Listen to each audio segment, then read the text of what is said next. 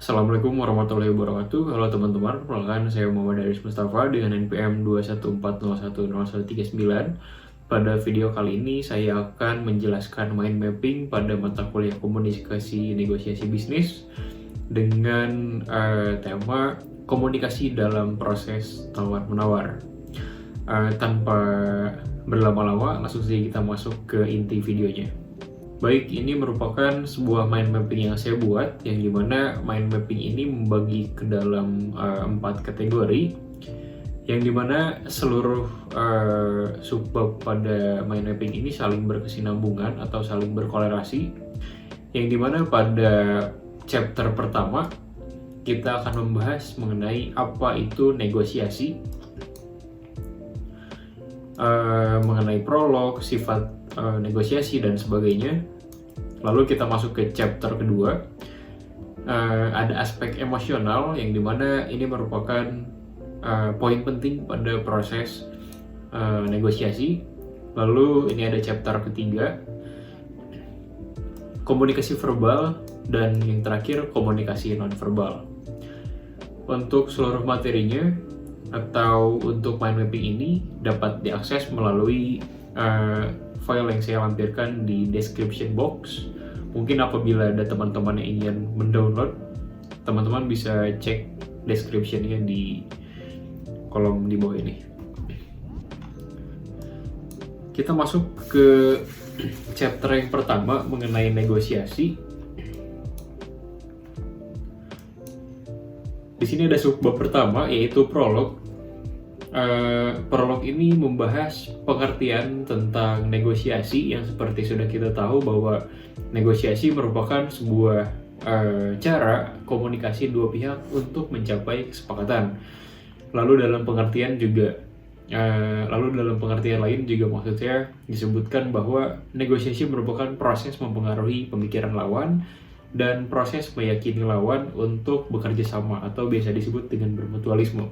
Contoh dari negosiasi yang paling sering kita temui itu ketika kita berada di pasar, maka banyak orang yang melakukan perjanjian jual beli, atau dalam cakupan luasnya ini adanya kontrak di sebuah perusahaan, lalu ada kerjasama antar perusahaan itu sendiri, dan yang terakhir ada pengangkatan dan pemberhentian karyawan. Lalu yang kedua ada sifat negosiasi. Sifat negosiasi ini saya bagi ke dalam 3 poin. Yang pertama ada komunikasi satu arah atau tanpa feedback.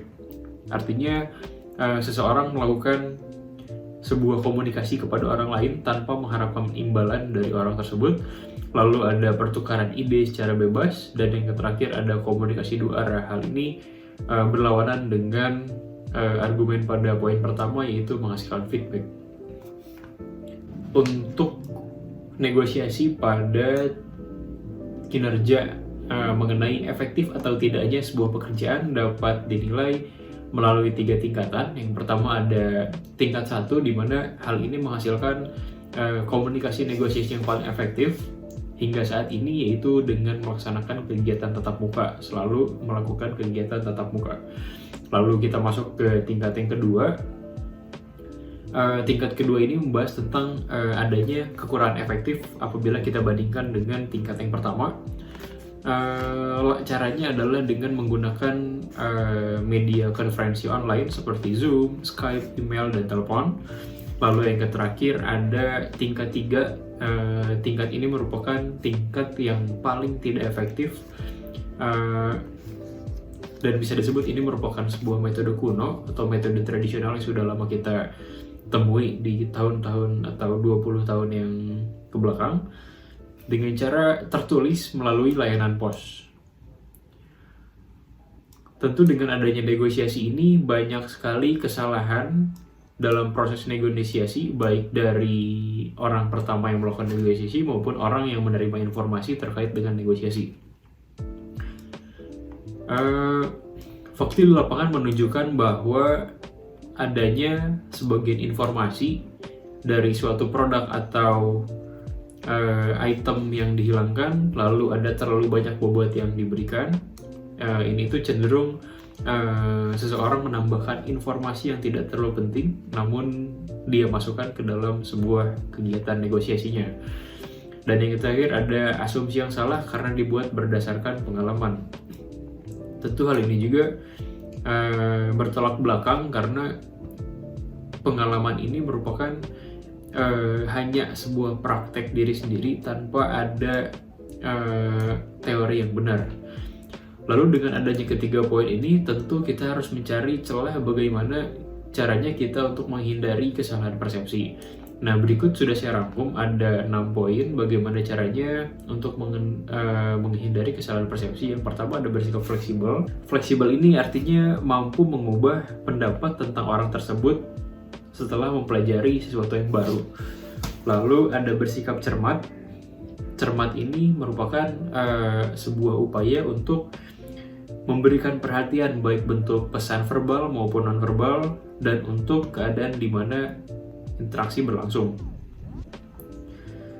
Seperti kita harus perlu terus-menerus untuk memeriksa informasi apakah valid atau tidak. Hal tersebut dapat dilihat berdasarkan tingkat kecermatan yang kita miliki. Lalu yang ketiga ada pantang menyerah. Pantang menyerah ini maksudnya adalah kita harus selalu berusaha untuk menghasilkan output yang maksimal dan tidak menyerah pada kesan pertama atau efek yang dirasakan di akhir kerja. Lalu yang ketiga, yang keempat ada berhati-hati dalam membuat keputusan. Hal ini juga dapat kita latih, seperti kita harus mengumpulkan seluruh informasi sedetail mungkin agar apabila kita sudah menetapkan suatu keputusan, kita dapat meminimalisir resiko negatif yang ditimbulkan pada keputusan yang sudah kita ambil. Lalu yang poin kelima ada mencari informasi. Sama hal ini juga masih berkorelasi dengan poin sebelumnya, yang dimana informasi ini sangat penting untuk digali, sangat penting untuk dimiliki agar seluruh resiko yang kita hadapi ini sudah sepenuhnya diatur, sudah sepenuhnya dikuasai. Dan yang terakhir ada memiliki rasa empati. Untuk rasa empati ini akan saya bahas lebih lanjut di aspek emosional. Kira-kira begitu untuk chapter yang pertama. Saatnya kita masuk ke chapter yang kedua. Apabila tadi kita sudah masuk ke prolog pengertian, tujuan, dan contoh apa itu tawar-menawar atau negosiasi, saatnya kita masuk ke chapter 2. Ini ada chapter emosional. Sebelum kita melangkah lebih jauh mengenai tujuan dan contoh, lalu ada fase-fasenya, kita bahas mengenai pengertian yang terlebih dahulu ya teman-teman. Pengertian aspek emosional merupakan perasaan yang ditujukan kepada seseorang atau sesuatu. Emosional juga merupakan reaksi terhadap seseorang atau kejadian. Pada aspek emosional ini terdapat dua respon terhadap orang lain. Yang pertama ada kognitif yang berupa informasi dan pemikiran. Lalu ada emosional.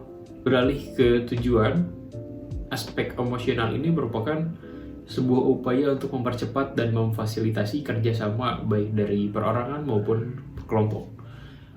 Lalu kita masuk ke contoh emosional, ada terbagi menjadi 3, dukungan emosional, pengertian, dan kasih sayang. Ketiga poin ini dapat diimplementasikan melalui empati. Empati ini merupakan sebuah cara atau upaya memahami perasaan apa yang sedang dirasakan oleh orang lain, melihat dari sudut pandang orang tersebut. Lalu kita bahas mengenai fase-fase empati. Jika di atas ini merupakan memiliki rasa empati, kita bahas mengenai fase-fasenya. Yang pertama ada merasakan keadaan emosi orang lain, memperhatikan orang lain lebih dari diri sendiri, dan yang terakhir ada transmisi rasa dalam berbagai bentuk. Selanjutnya kita beralih ke chapter 3. Ada komunikasi verbal. Sebelum masuk ke inti pembahasan, komunikasi ini terbagi menjadi 2, ada komunikasi verbal dan non-verbal. Perbedaannya adalah apabila verbal ini merupakan interaksi dalam perilaku yang menggunakan simbol atau ucapan antara dua orang atau lebih dalam mengungkapkan gagasannya. Jika komunikasi nonverbal, ini itu identik dengan komunikasi tubuh yang diekspresikan melalui gerakan atau postur tubuh yang biasanya kita lakukan secara sadar maupun tidak sadar. Komunikasi verbal dapat diimplementasikan mengenai sebuah tulisan, mengenai lisan atau mulut, dan komunikasi elektronik. Tujuan komunikasi verbal ini adalah mengungkapkan keahlian yang profesional dan menciptakan mitra dan mengatasi persaingan bisnis. Kita beralih ke fungsi. Saya bagi fungsi ini ke dalam 3 poin. Yang pertama ada informasi, baik berupa ide, gagasan, dan surat, lalu kampanye atau promosi dan permintaan, serta emosional atau perasaan. Jika kita tertarik dengan komunikasi verbal, ada beberapa cara yang dapat kita lakukan untuk mengetahui bagaimana sih caranya melakukan komunikasi verbal. Sudah saya rangkum menjadi 5 poin. Yang pertama ada komunikasi imperatif. Komunikasi imperatif ini merupakan konteks yang membicarakan situasi pada saat itu melalui beberapa opini yang dilontarkan kepada orang lain. Lalu yang kedua ada komunikasi pemeliharaan. Hal ini identik dengan kita yang senantiasa berusaha untuk membantu orang lain. Yang ketiga ada meneliti informasi. Meneliti komunikasi maksudnya adalah kita harus menggali informasi lebih dalam dan rinci agar output yang dihasilkan juga semakin jelas. Lalu yang keempat ada saling perhatian. Hal ini juga dapat diimplementasikan melalui bagaimana caranya berempati kepada orang lain. Hal ini juga merupakan korelasi dari chapter pertama dan chapter kedua, yang dimana barusan sudah dibahas mengenai memiliki rasa empati yang baik dan fase-fase empati. Lalu yang terakhir ada komunikasi evaluasi. Komunikasi evaluasi ini berguna sebagai alat ukur evaluasi terhadap orang, benda, atau fenomena yang terjadi pada saat itu juga. Kita beralih ke komunikasi nonverbal. Komunikasi nonverbal seperti yang sudah saya bicarakan bahwa komunikasi ini merupakan sebuah bentuk atau bentuk komunikasi yang diimplementasikan melalui postur tubuh yang dilakukan secara sadar maupun tidak sadar. Berdasarkan artikel yang saya baca, nonverbal itu menarik. Kenapa disebut menarik? Karena yang pertama, nonverbal ini merupakan bahasa yang sangat universal. Yang kedua ada bahasa nonverbal itu lebih meyakinkan. Yang ketiga ada menginformasikan apa yang telah diungkapkan seseorang ke dalam kata, lalu memberikan informasi tentang keadaan emosi. Yang selanjutnya ada menunjukkan evolusi. Evolusi itu merupakan keadaan emosi pada saat kita sedang berkomunikasi dengan orang lain. Dan yang terakhir adalah komunikasi nonverbal itu sangat ditentukan oleh kesan pertama. Apabila kita memiliki kesan pertama yang baik, maka kita akan dinilai orang lain juga pada kesan-kesan selanjutnya merupakan kesan yang baik.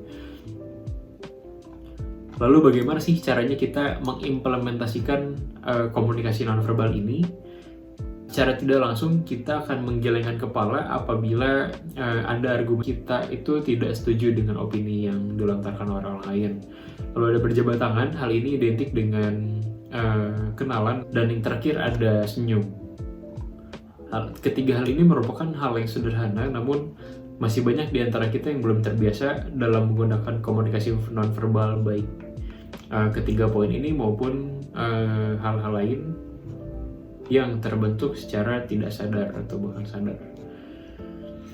Sehingga dapat disimpulkan bahwa dengan adanya proses komunikasi negosiasi bisnis, seluruh aspek ini dapat kita miliki agar kita tidak salah persepsi, agar output yang dihasilkan juga baik bagi diri sendiri dan orang lain.